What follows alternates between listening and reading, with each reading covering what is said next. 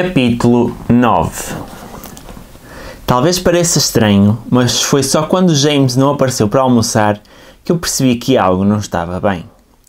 A Mercedes adormecera imediatamente ao sol, as alças do biquíni desamarradas nas costas, e eu passei as horas a ler uma biografia de Schlegel que trouxera caso tivéssemos a oportunidade de ir ao Museu de St. Paul de Vence. Ao 12:30 comecei a ficar preocupada. E apesar de ter tentado concentrar-me no livro durante mais alguns minutos, convenci-me de que alguma coisa teria acontecido. E se ele estivesse doente? Queixara-se bastante da diarreia. Talvez precisasse de um médico. Só me faltava arranjar chatices. Apertei o roupão e atravessei o relevado, sentindo-me demasiado impaciente enquanto esperava pelo elevador. Saí no segundo piso, caminhei apressadamente pelo corredor, balbuciando désolé a uma empregada que estava debruçada a aspirar o chão. Abri a porta do quarto e assim que o vi soube. Nunca vira um morto, mas a pele dele tinha aquele aspecto estático, o seu rosto uma expressão vazia que indicava a ausência total de vitalidade. O James não parecia estar a dormir. Parecia estar morto. O seu corpo enorme estava enrolado nos lençóis brancos, os pés com unhas espessas saíam da camisa de dormir, parecia um puto grotesco e velho. Tive a certeza, mas ainda assim fiz o que aprendera no cinema. Fui à mala buscar um espelho de maquilhagem e aproximei-o cuidadosamente do seu rosto. Nada. Não consegui tentar abrir-lhe os olhos, mas levantei delicadamente o braço, tentando sentir-lhe a pulsação. James? Sussurrei ansiosa, tentando abafar um grito que me queria sair. James? Nada. Contornei a cama e peguei no telefone para falar com a recepcionista, mas não o fiz. Senti-me tonta e com vontade de vomitar, mas não podia perder o controle. Ele bebera e normalmente não bebia, talvez não pudesse beber. Respirei fundo, estremecendo. Imaginei tudo, os funcionários apressados e discretos, a ambulância, a esquadra. Se fizessem a autópsia, encontrariam a mistura estúpida de tranquilizantes que a Mercedes lhe dera e seríamos condenadas por homicídio involuntário. Imaginei os jornais, os nossos nomes, o rosto da minha mãe. A possibilidade inimaginável de prisão. Ouvi subitamente o som do aspirador aproximar-se. A empregada preparava-se para limpar o nosso quarto. Corri até à porta, procurando por entre os avisos de pequeno almoço e de segurança, deixando-os cair, tentando encontrar desesperadamente o aviso de não incomodar. Num sítio como este, dar-nos-ia horas. Sentei-me lentamente num dos sofás brancos. Respira, Judith. Pensa. Na recepção não tinham visto os nossos passaportes. Esquecera-me. Assinara como LJ na conta do pequeno almoço e eram só iniciais. Trataram-nos pelos nomes do bar e usáramos óculos de sol na maior parte das vezes. Os empregados tinham-nos visto a entrar e a sair, mas estávamos no sul de França. Talvez pensassem que éramos prostitutas contratadas para o fim de semana. Se pudéssemos sair, não nos conseguiriam encontrar, pois só nos podiam descrever, e aquele era um hotel importante onde os empregados provavelmente eram treinados para não serem muito observadores. Impressões digitais? Não fazia ideia de como funcionavam, mas eu não tinha cadastro e, pelo que sabia, a Aline também não. Não havia uma agência onde as impressões digitais estavam armazenadas? Uma base de dados de ADN gigantesca à escala internacional? Não podia pensar assim. Ler algumas passagens dos livros de medicina das minhas companheiras de apartamento, mas não tinha a certeza se havia sinais óbvios de paragem cardíaca súbita. Ele era obeso, fazia calor e tínhamos feito sexo. Certamente seria a conclusão a que chegariam. Dei graças a Deus por as boas meninas engolirem sempre. Não haveria muitas provas da minha presença nos lençóis. Quando concluíssem o que acontecera, teríamos voltado às nossas vidas normais. E se alguém nos viesse procurar, o porteiro do turno da noite via-nos a entrar na noite anterior. Poderíamos dizer que tínhamos vindo para nos divertirmos, mas que não tínhamos conseguido fazer o que ele queria. Duas raparigas tontas que tinham tentado enganar um velho. Poderíamos dizer que o James se zangara quando não quisemos fazer sexo como prometéramos e que nos mandara para casa hoje e que por isso tínhamos ido sair à noite sem ele.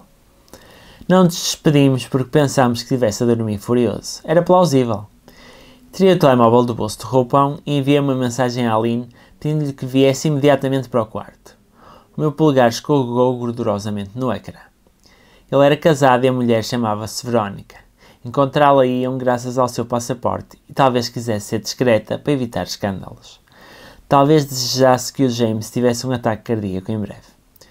O meu telemóvel vibrou. Aline estava à porta. Abri-a e puxei-a para a suíte. Senta-te. Não digas nada e não te atrevas a gritar. Ele está morto. Não estou a brincar, tenho a certeza. Não sei o que lhe deste, mas foi demasiado, está ali. Nunca vira alguém empalidecer. Era curioso notar que o sangue desaparecia mesmo do rosto, deixando a face de Aline esverdeada sob a pele morena.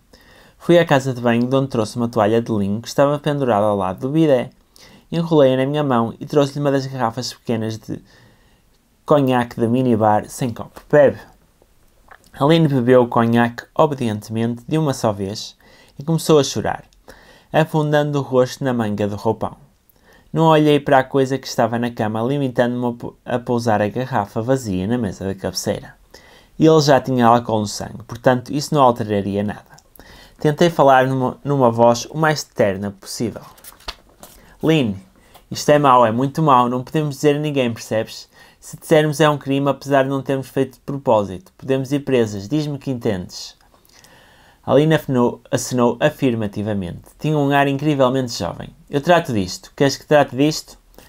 Ela assentiu novamente grata, desesperada. Eu não acreditava que ela fosse capaz de resolver esse problema, mas o instinto era a única coisa a que eu me poderia agarrar.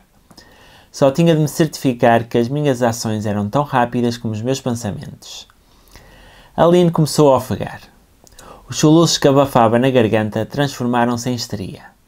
Agarrei-lhe levemente nos braços. Olha para mim, Aline, olha para mim, para, respira, vá lá, respira fundo. Outra vez, é isso mesmo, vá lá, sentes-te melhor? Ela assentiu mais uma vez. Muito bem. Agora só tens de fazer exatamente o que eu disser. Não sabem que estamos no hotel. Vai correr tudo bem. Ouve. Vai correr tudo bem. Veste-te algo elegante e simples. Põe tudo na mala. Traz tudo da casa de banho. Maquilhagem, garrafas, tudo. Não me parecia que fizesse diferença, mas queria mantê-la concentrada para que não gritasse. Entrou lentamente no nosso quarto, caminhando como uma doente internada num hospital. Voltei para junto do James. Se desviasse o olhar, tudo correria bem, mas tinha um medo repugnante de que uma das suas mãos gordas e inertes se levantasse subitamente e me agarrasse. Olhando em redor, vi o seu casaco azul marinho de linho pendurado numa cadeira. Usando de novo a toalha para cobrir a mão, retirei o telemóvel do bolso interior. Estava desligado. Ótimo! Retirei também a carteira que continha cartões de crédito, carta de condução e algumas notas de 50 euros e um clipe de prata da Tiffany para notas. Provavelmente um presente da Verónica. Retirei o dinheiro. A maioria era em notas cor-de-rosa de 500 euros e havia algumas amarelas de 200. Contei-o, não acreditando no total e recontando-o. Depois recordei-me. Estávamos no Eden Rock. O hotel era famoso por só aceitar dinheiro e lembrei-me de ler algumas críticas contra isso. Sabia-se lá quando custaria uma suíte neste hotel e o James teria levantado dinheiro para pagar a conta, além de que prometer a dar-me. Tinha pouco mais de 10.000 euros. Retirei 2 notas de 50 da carteira, acrescentei-lhes 200 e voltei a pô-las no clipe no bolso do casaco. Por instantes, quase perdi a cabeça e pensei em sacar-lhe o Rolex de ouro do pulso, mas isso teria sido demasiado estúpido. Enrolei o resto do dinheiro e guardei-o no bolso do meu roupão. Aline estava sentada pacientemente na cama, de calças de ganga e t-shirt cinzenta, olhando para os sapatos de plataforma. Atirei-lhe o casaco bege da Alaia. Era um sacrifício, mas poderia comprar outro com o dinheiro que tinha. Veste o casaco e põe os óculos de sol, não demoro. Aline tentou, mas começou a tremer e não conseguiu enfiar os braços na manga estreita. Se ficares histérica, vou-te bater, para! Dá graças a Deus por eu ter tido juízo suficiente para não ter chamado a polícia. Guardei as coisas na mala pequena, incluindo a lingerie barata que usara no dia anterior. Saldos altos, maquilhagem, carregador de telemóvel, livros, escova, computador portátil. Depois, retirei as malas novas Chanel dos sacos e enfiei as malas usadas dentro deles, colocando-as de marca por cima. Assim, não pareceria que estávamos a sair definitivamente do hotel, mas que íamos dar uma volta e aproveitar o sábado para fazer compras. Pensei a que horas faria o check-out. Se fosse ao meio-dia ou até às 11, teríamos bastante tempo graças ao aviso para não incomodar, colocado no lado exterior da porta do quarto. Voltei rapidamente para a sala de estar. A folha onde eu tinha escrito "Fui nadar, estamos lá embaixo à tua espera, querido, beijos", estava presa ao bloco de papel do hotel. Arranquei-a e fiz o mesmo à folha em branco seguinte, para me certificar que não deixava provas caso a caneta tivesse deixado marca. Amassei as folhas e enfiei-as no bolso. Bom, vamos. Leva o telemóvel na mão. Quando chegarmos à recepção, começa a enviar mensagens e não levantes a cabeça. Não te apresses. A empregada ainda estava a aspirar o corredor. Senti vontade de vomitar quando me perguntou: "Voulez-vous que je fasse la chambre, madame?" Consegui sorrir descontraídamente. Não era muito mais velha do que eu, mas o seu rosto era macilento e picado pelas borbulhas. Por certo, ela não passaria muito tempo ao sol na Riviera. "Passe pour l'instant, non merci." Continuámos a andar, entramos no elevador, saímos no piso da recepção e chegámos à saída do hotel. "Vous avez besoin d'une voiture, mesdames?" Era o mesmo paquete a quem eu dera uma gorjeta ontem. Raios. "Non merci, nous avons besoin de marcher." Pegas inglesas tinham de andar para correr a ressaca, era o que eu queria que ele pensasse. E descemos o caminho de acesso ao hotel, com os tornozelos da linha oscilando inseguros devido à inclinação da estrada. O hotel ficava longe de Cannes e tivemos de andar ao longo da estrada ladeada por muros brancos e portões de segurança. Passámos por uma série de contentores de lixo verdes e aproveitámos para deitar fora as folhas de papel machucadas. Era a altura mais quente do dia e as pegas do saco magoavam-me os dedos. Doía-me a cabeça e sentia o suor a escorrer-me nas costas. Aline caminhava silenciosamente ao meu lado. "Está tudo bem, Aline, vai correr tudo bem, continua a andar."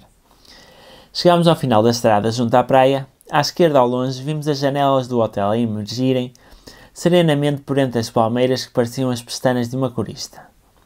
A baía estava cheia de jet skis e barcos à vela. À distância via-se o ferry que ia para a ilha de Sainte-Marguerite. Parámos no primeiro barzinho que vimos e pedimos 2 oranginas. Perguntei ao empregado no meu melhor francês se nos poderia chamar um táxi para o aeroporto de Nice. Resmungou um pouco, mas no momento em que eu estava a pegar as bebidas, vi um Mercedes branco a estacionar. Aline olhava ausente e fixamente pela janela do táxi. Lembrei-me da atitude desafiadora e mal educada que ela tivera na National Gallery muitos anos antes e senti uma espécie de prazer malicioso por vê-la agora em dificuldades. Quem é que precisava agora da convencida da Judy? Talvez por causa da forma da cabeça inclinada, parecendo submissa, lembrei-me subitamente da sexta-feira em que os cobradores vieram à casa da minha mãe.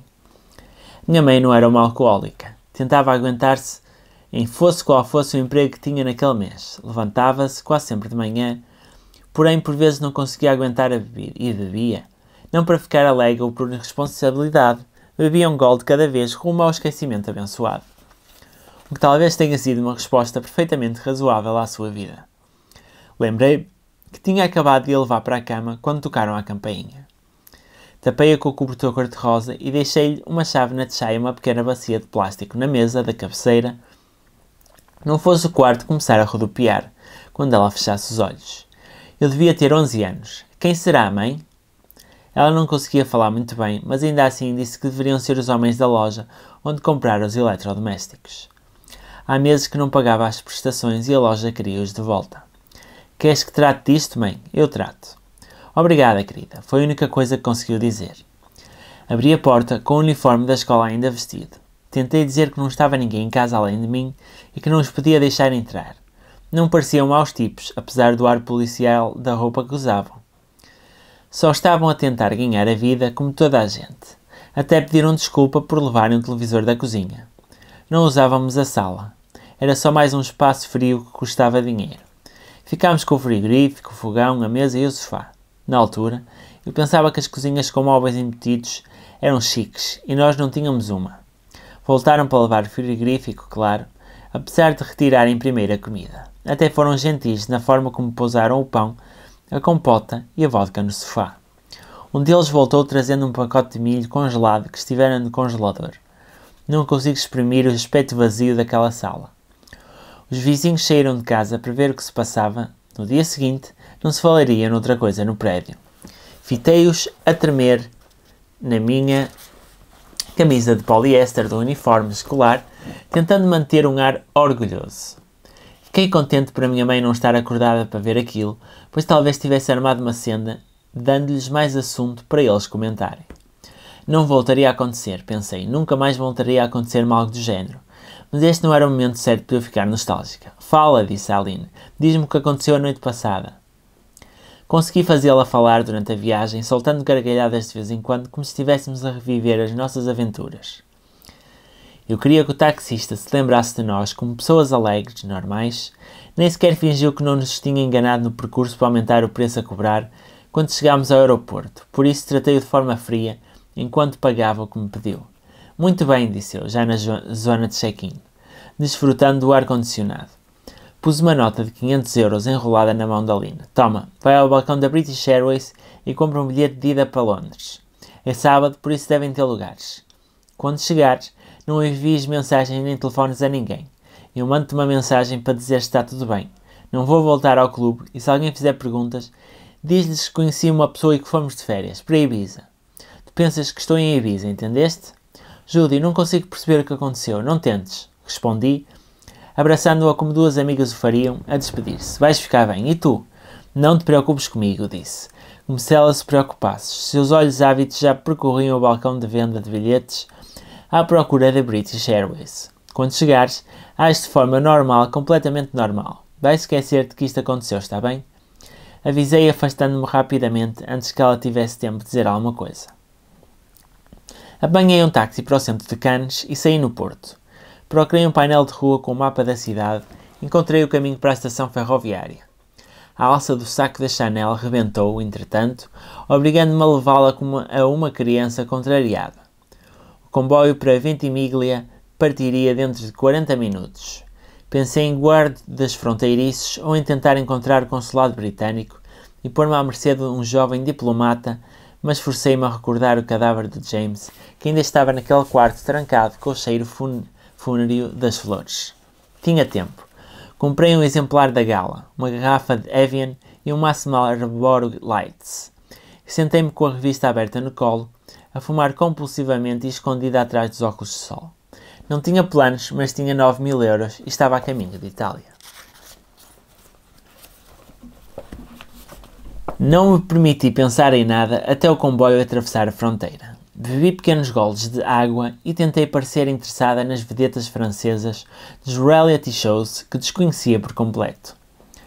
Comecei depois a ler a biografia de Chagall, lembrando-me de virar as páginas de vez em quando. Pela janela, via a paisagem, outrora deveria ter sido encantadora, com aldeias dispersas pelas montanhas, mas agora era atravessada por redes de autoestradas e viam-se muitas vilas recém-construídas, por entre enormes estufas industriais. Em Ventimiglia, fiz o transbordo para o comboio de Génova e de um momento para o outro dei por mim na verdadeira Itália. Da última vez que lá estivera, fora passar um mês em Roma, com uma bolsa de estudo após a minha licenciatura. Lembrei-me do que então senti. A luz diferente, o ritmo da língua fluida e envolvente. A carruagem ia cheia de rapazes com relógios enormes e óculos de sol ainda maiores que lhes davam um ar excêntrico não fosse a inefável autoconfiança dos italianos. Havia também mulheres de aspecto sofisticado que usavam bons sapatos de pele e muitas joias. Seguia igualmente um casal americano com mochilas, guias turísticos e sandálias horríveis. Em Génova, fiz novamente o transbordo. Sempre tive vontade de ir a Portofino, mas não havia comboio para lá. Segundo me disse em italiano um funcionário dos caminhos de ferro. A estação mais próxima era Santa Margherita. Lá teria de apanhar um autocarro ou um táxi. Até então, ainda ninguém me pedira para mostrar o passaporte, mas eu sabia que iria ter de me mostrar se quisesse reservar um quarto de hotel. Reconstituí o percurso na minha mente. Judith, Rashleigh, a terra e Nice. Não tínhamos chegado com o James, e alguns dias depois aparece em Portofino. O que havia para associar a um tipo morto que, tanto quanto eu sabia, ainda esperava que o descobrissem no seu quarto do Eden Rock? Nada. Nada mesmo. Eu teria de arriscar ou dormiria na praia. Santa Margherita tinha um ar idílico e era o género de local onde eu imaginava que Audrey Hepburn tivesse passado férias.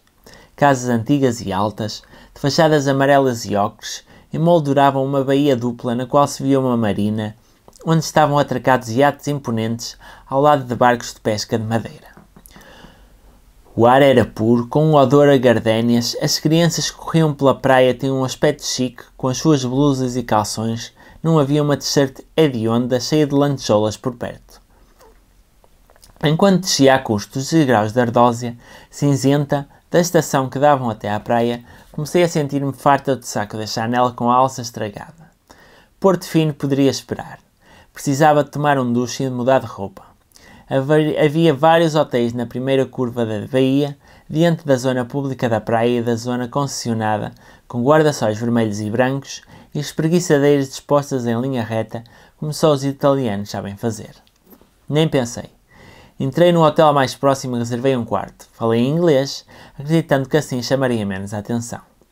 Quando a recepcionista me pediu o cartão de crédito, disse algo de forma rápida e complexa para que ela não percebesse. E com boa disposição mostrei-lhe 2 notas de 200 euros. Deixou-me pagar 2 noites adiantadas e pediu-me passaporte. Senti o mesmo que sempre sentia quando ia a uma caixa multibanco ao fim do mês ao vê-la, a inserir laboriosamente os meus dados no computador e tentando manter um sorriso agradável nos lábios. Pegou no telefone. Meu Deus, estaria a telefonar aos carabinieri? Não entres em pânico, não entres em pânico. Podia largar as malas e sair daqui em segundos, com o rolo de notas enfiado no bolso. Havia uma praça de táxis lá fora, onde estava apenas um Audi, com o taxista encostado à janela aberta. Tive de me esforçar para manter a respiração calma, para resistir à vontade de todos os meus músculos de largar a correr. A recepcionista estava a falar com o serviço de limpeza. Telefonara para lá para garantir que o quarto estava pronto. Deu-me uma chave antiquada num porta-chaves de latão pesado e desejou uma boa estadia. Dei-lhe a entender que eu próprio levaria as minhas malas. No quarto, atirei tudo para cima da cama, abri a janela e ignorei o aviso proibido de fumar. Surpreendi-me ao reparar que o sol se punha ao longe, no cabo, desenhando fitas roxas nas ondas. Eu passara o dia todo em viagem, não em fuga. A pôr-me na alheta. As cortinas cor-de-rosa claras ondulavam enfunadas pela brisa marítima. Senti um sobressalto, quase gritei. Durante um segundo, o tecido formou 2 braços inchados, estendidos na minha direção. Fiquei petrificada, com o coração a bater tão alto que o ouvia, apesar do ruído da rebentação das ondas vindo do exterior. Depois, soltei uma risadinha. O James talvez parecesse um papão, mas estava morto. Eu tinha 8.474 euros em dinheiro, não tinha emprego e deixaram morto noutro país. Pensei por instantes em mandar uma mensagem à Aline, mas decidi não o fazer. No dia seguinte, iria comprar um telemóvel novo, transferiria depois os contactos e atiraria o velho para o Porto. Dei uma passa e esperei que o medo voltasse. Não voltou. Estava em Itália, no pino do verão, e pela primeira vez na vida era livre. Não tinha de me preocupar com dinheiro durante algum tempo. Pensei em comemorar, mas tinha de me acalmar. Porém, não consegui tirar o sorriso idiota do rosto. Pela primeira vez, não precisava de dormir com alguém para me sentir intocável. Tomei um duche e mudei de roupa. Fui dar um passeio ao longo do Porto, bebi um copo de vinho branco na esplanada de um bar, formei um cigarro e pus-me a ler o meu livro, olhando em redor. Esquecer-me do efeito que a Itália exerce nos ingleses, a forma como todos os italianos parecem tão atraentes, os empregados tão charmosos, a comida tão deliciosa. A vida parece ser realmente bela. Depois de comer trophy com pesto genuíno e de um verde luminoso com lascas finas de batata e feijão verde, voltei para o hotel. Não tinha mensagens no telemóvel. Despi-me, meti-me entre os lençóis cor-de-rosa bem engomados e dormi perfeitamente. Na manhã seguinte, voltei à praça principal, que tinha uma forma irregular dentro da fachada branca de uma igreja barroca. Havia algumas bancas onde se vendiam molhos de manjericão e tomates suculentos. Senhoras idosas com blusas de nylon, habitantes locais por certo, faziam compras de saco na mão, enquanto os turistas, ricos mas discretos, se cumprimentavam educadamente entre 2 cafés. Comprei o Nice Matin e o La Repubblica, num quiosque. Não valia a pena preocupar-me com os jornais ingleses, pois já eram de ontem. Pedi um cappuccino e um brioche com marmelada, e li-os cuidadosamente, procurando nas colunas laterais menções ao Black Rock, ou um cadáver inglês. A compota, entre as camadas delicadas de brioche, era de alperce, ainda estava quente e o barman polvilhara um coração de chocolate na espuma bege do cappuccino. Espera lá, belíssima signorina. Passei a manhã a vaguear lentamente pelas numerosas lojinhas de Santa Margarita. Era um destino para gente rica, como se podia comprovar pela expressão satisfeita dos passageiros dos barcos de cruzeiro que ali chegavam para um dia de visita. A cidade podia ter um ar pitoresco e antiquado, mas os preços eram iguais aos de Milão do século XXI. Ainda assim, o dia estava tão bonito que teria sido um insulto ao universo começar já a poupar. Escolhi 2 biquínis, um chapéu de aba larga com uma fita de seda preta e grossa, que me fez sorrir só de olhar para ele, umas sabrinas cor de caramelo feitas por um artifício que encontrou o meu tamanho no meio de uma pilha de caixas que tinha na sua loja minúscula e acolhedora, escura e a cheirar a couro, e não resisti a comprar um vestido sem mangas da Miu Miu, com flores cor de laranja sobre um fundo branco cuja saia rodada ao estilo dos anos 50 me dava o ar de ter uma cintura de vespa. A Judith, italiana, parecia ser mais reservada do que a sua prima inglesa. Eu não queria pensar muito sobre o que deveria fazer. Devia de uma noite em que dormira bem, o horror da viagem desde França parecia ser apenas um sonho. Não pensava senão em escapar, mas precisava de um plano. Porém, a cidade era de tal modo bonita, um desenho a pastel em tons de jasmim e de sol, que até me fazia subestimar o bom senso. Poderia ficar em Itália durante algum tempo. Talvez 2 semanas ficasse num hotel mais económico e ainda teria dinheiro suficiente para viver durante 2 meses quando regressasse a Londres.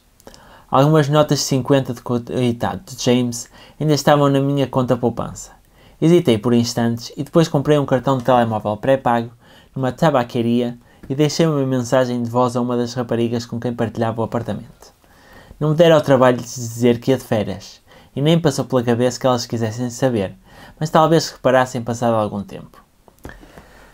A minha renda de casa era paga de 3 em 3 meses, por isso não tinha de me preocupar com isso. Na mensagem, disse-lhe que tinha vindo visitar uns amigos ao estrangeiro e talvez estivesse fora algumas semanas.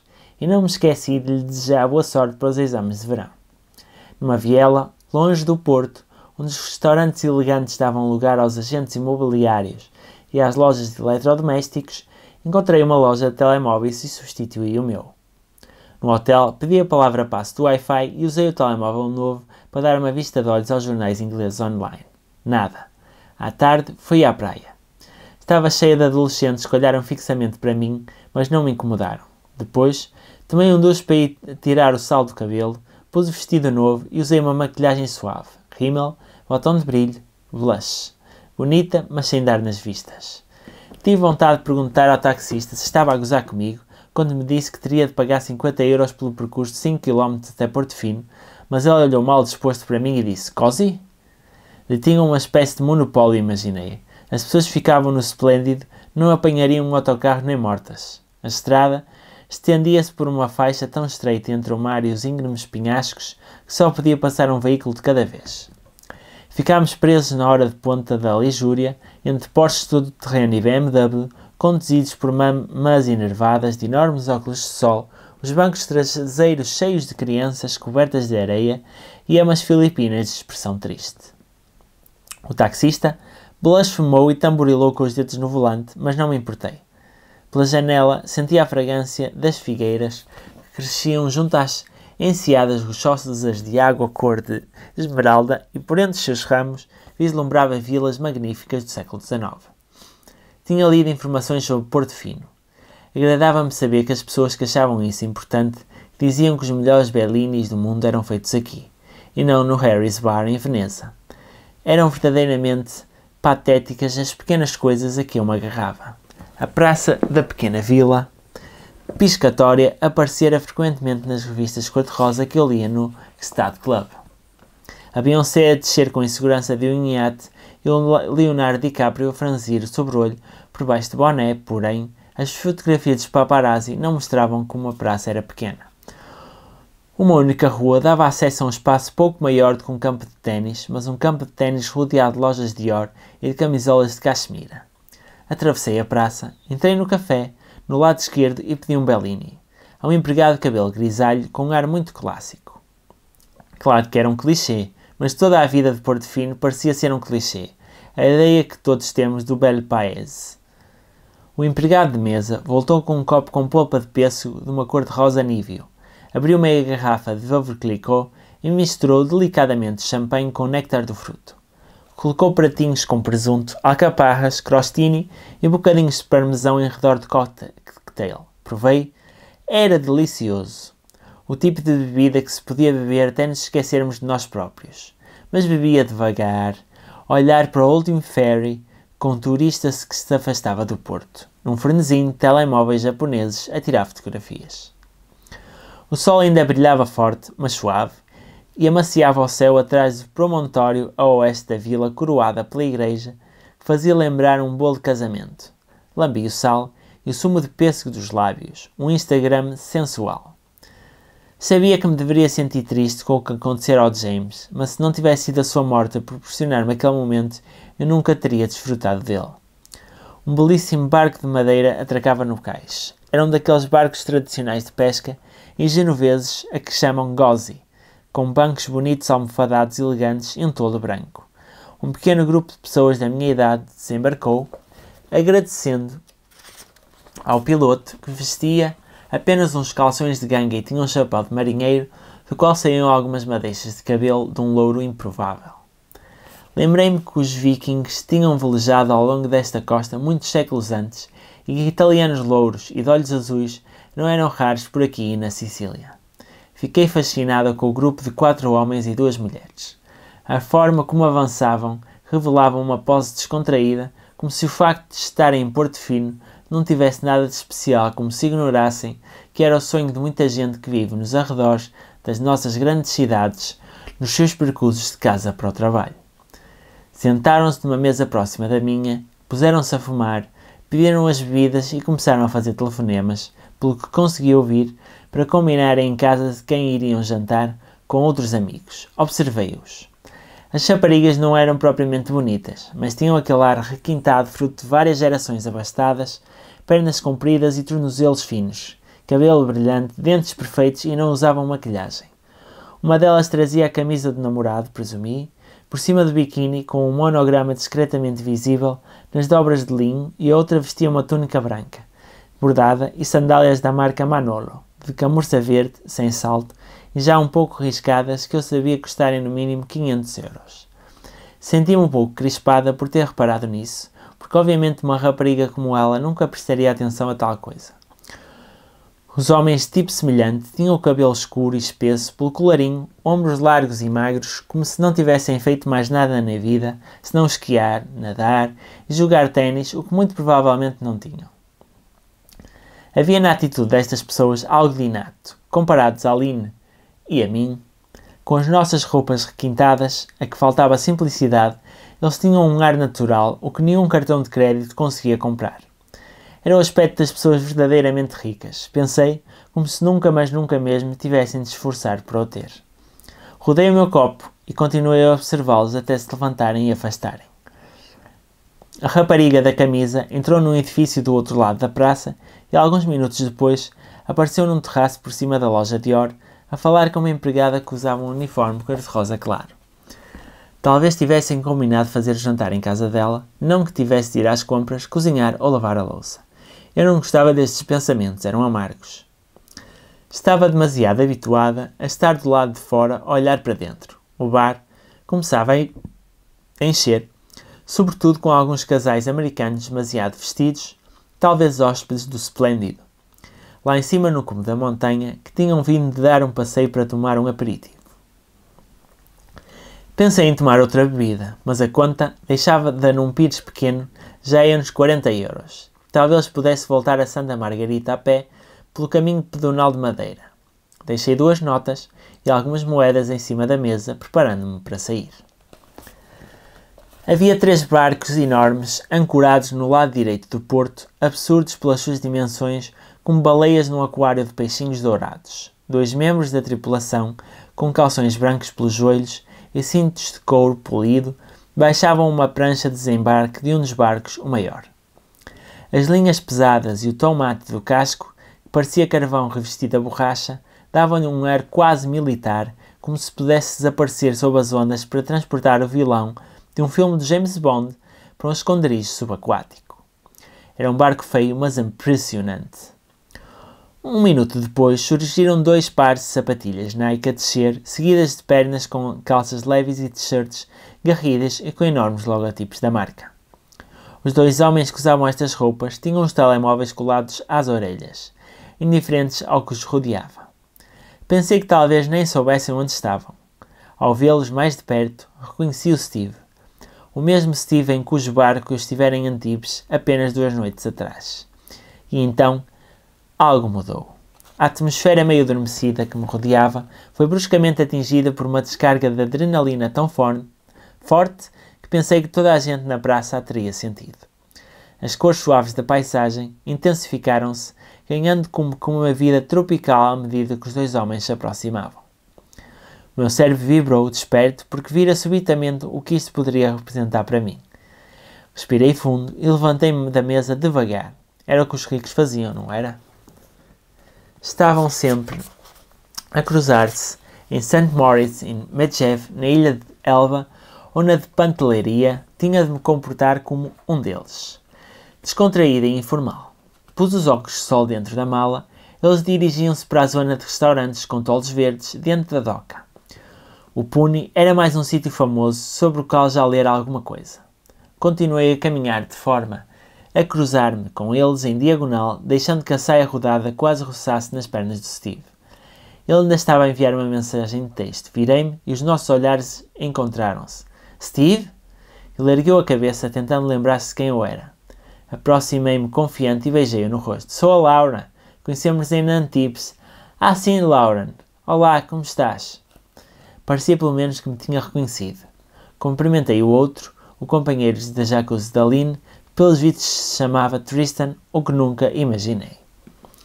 Estivemos ali de pé durante 1 minuto com alguma crispação.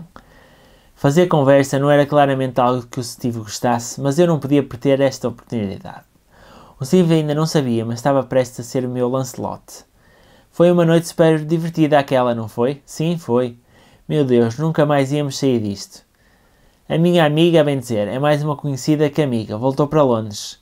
Estou cá com os amigos ali, disse eu apontando vagamente na direção das montanhas salpicadas de vilas. Mas já foram para a Córsega e eu parto amanhã. Nós acabamos de chegar. Planeámos levar o barco pela costa até à Sardenha, disse o Steve. Fingi que ele nada me disse. Tens planos para esta noite? Perguntei, tentando fazer um ar sedutor, mas não desesperado, apesar de estar disposto a dormir, congamos como quisessem, com os tripulantes a baterem palmas se se me desse acesso ao barco. Um barco atravessava mais facilmente as fronteiras que um cadáver. Vamos só ver algumas pessoas. Por que não jantas connosco? Não te apresses a ajeitar, Judith. Ora, tenho as minhas coisas em Santa. Depois vais lá buscá-las? Sucesso. Está bem, obrigado. Aceito com muito prazer. O Steve pediu uma garrafa de Dom Perignon 95, o que talvez me tivesse impressionado numa outra vida. Chegaram, entretanto, 2 tipos mais velhos, camisas abertas, mostrando o peito bronzeado e as suas acompanhantes estónias com ar de enfado. Pedimos entradas de polvo que ninguém comeu a não ser eu. O Steve encomendou 2 garrafas de Vermentino e depois apareceu um grupo de banqueiros milaneses vindos de Forte dei Marmi, um dos quais não parava de lisonjear o Steve, tendo-se mesmo oferecido para me levar rapidamente a Santa, no seu Alfa Romeo Vintage, para eu ir buscar as minhas malas. Após o meu regresso, fomos todos para um bar flutuante em Paraji, onde as estónias seminuas fizeram dança no varão e toda a gente encomendou sushi que ninguém comeu. E mais tarde, fomos para o barco fumar corribas e snifar coca no jacuzzi. O Steve exibiu a aparelhagem de som submersa, o que significava que poderíamos ouvir a Rihanna enquanto nadávamos na piscina no convés superior, se nos apetecesse. Aceitei todas as bebidas que me deram sem beber uma única gota. Obrigado, Ollie. E não me afastei do Steve, quando uma das moças velhas estendeu a mão por entre as bolhas do jacuzzi na minha direção como se eu fosse a sua prioridade. Acabei deitada na cama, imensa do Steve, pronta a fazer tudo o que ele me pedisse, mas ele limitou-se a dar-me a mão e virou-se de lado sem nada dizer, deixando-me adormecer embalada pelo oscilar suave e regular das ondas. De manhã ele não estava na cama. Sentei-me, contente por não ter bebido, encostei o rosto à vigia. Mar e céu. Porra! Tinha conseguido. Havia um tabuleiro em cima da cama, sumo de laranja, um bolo de prata com café, ovos mexidos e torradas sob uma tampa de prata, fruta, iogurte, croissants. Uma pequena jarra de cristal com uma única rosa branca. O FT, Times e Daily Mail de dia, porque toda a gente os lê. Talvez os multimilionários tivessem conhecimento no mundo do jornalismo, para não terem de se limitar aos jornais estrangeiros do dia anterior. Li-os por alto. Nada. Alguém tinha desfeito as minhas malas, os sapatos estavam alinhados e revestidos de papel de seda, os meus escassos vestidos encontravam-se pendurados em cabides, cada um deles com um saquinho de linho perfumado com pétalas de rosas. Tomei duche na casa de banho cujo chuveiro duplo e sauna privada faziam o Eden Rock parecer um bocado tosco. Atei o cabelo e vesti uma t-shirt cinzenta, simples, por cima do biquíni mais mínimo que comprar em Santa. O Steve estava no camarote de luxo, em calções e tronco nu, bebendo café de uma caneca enorme da Starbucks, fitando uma fila de ecrãs tremulosentes. Correntes de dinheiro, pelas portas de vidro de convés, vi o Tristão levantar halteres. Olá, querida, disse ele. Querida era bom. Ainda não sabia como agir. Não queria ser relegada à categoria das pegas estónicas, mas era claramente o tipo de rapariga que vinha para um barco com perfeitos desconhecidos sem aviso. O tipo de rapariga que vai para um hotel em Santa Margarita durante 2 noites e depois desaparece sem usar passaporte, bilhete e sem parar em fronteiras. Pousei por momentos as mãos nos seus ombros, sentindo o cheiro limpo da sua pele e da água de colónia, acariciando-lhe com os lábios a fronte, onde o cabelo começava a ficar ralo. Olá! Vamos aportar em Porto Venera esta noite. Vamos? Nós? E nós? Também era bom. Muito bom. Ótimo. Respondi com descontração, como se passasse os verões a saltitar pelas cidades italianas onde o luxo dominava. Mas por dentro dava pulos de alegria no convés. Qual é a pose certa para uma selfie quando acabamos de nos chafar de um caso de homicídio involuntário? Mas aprendo depressa, muito depressa, e sabia que a única forma de me safar era nunca mais nunca revelar que não fazia mais pálida ideia daquilo que estava a começar a fazer. Por isso, fui apanhar banhos de sol, reparando ao passar que ele nem sequer olhou para o meu traseiro quase nu. Depois do almoço, peixe grelhado, salsa verde e fruta servidos em peças de cristal antigas e porcelana moderna. Cor de laranja suave, com o nome do barco gravado, Mandarim. O Steve, entusiasmado, mostrou-me o iate. Vi o heliporto, ouvi com atenção a descrição exaustiva da blindagem militar russa do casco, as varandas extensíveis de convés, a porta deslizante de vidro do camarote de luxo e revi os quadros de Picasso. Os tripulantes deslizavam em redor do Steve, como peixes-piloto em volta de um tubarão, com o tipo de telepatia treinada que lhe garantia uma mão firme a segurar a porta ou um copo de água mineral gelada sem que tivesse de exprimir qualquer pedido em voz alta. O Steve apresentou-me ao comandante Jan, o norueguês de ar severo, que sorriu profissionalmente, reagindo à jovialidade um pouco forçada de seu patrão. Mostra-lhe as luzes, Jan. O braço bronzeado de Jan roçou no meu quando se debruçou para oprimir o botão. Um clarão que não demorou mais de um segundo em código morse erótico, mas isso poderia esperar. Dirigi-me para a proa como uma boa menina.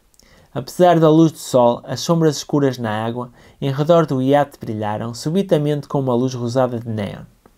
O Jan premiu outro botão e a luz explodiu em tons laranja, azul cobalto, roxo, piscando finalmente em tons brancos de diamante. À noite, devia assemelhar-se a um bordel de Las Vegas. São fantásticas, não são? São novas. O seu entusiasmo era encantadoramente infantil, apesar de a opinião do Jan sobre as luzes decorativas ser muito favorável. Passámos pelos camarotes que, à exceção do quarto que eu partilhara com o Steve, eram surpreendentemente exíguos. Quando acabámos, o Steve mostrou-me seu novo brinquedo, um planetário pessoal instalado na ponte de comando. Está equipado com lasers para se poder localizar as constelações no céu real. Aqui, até as estrelas podiam ser reconfiguradas a seu bel prazer. É uma pena não poder ver isto em ação, disse de forma hesitante. É melhor deixar-nos desembarcar esta noite. Tens de ir a algum lado? Olhei para ele por entre as pestanas. Nem por isso. Por que não ficas? Podemos passar algum tempo juntos. Os seus olhos não exprimiam qualquer tentativa de sedução. Ajustei os meus. Claro, adorava, obrigado. Posso pôr as minhas coisas no teu quarto? Claro. E foi assim.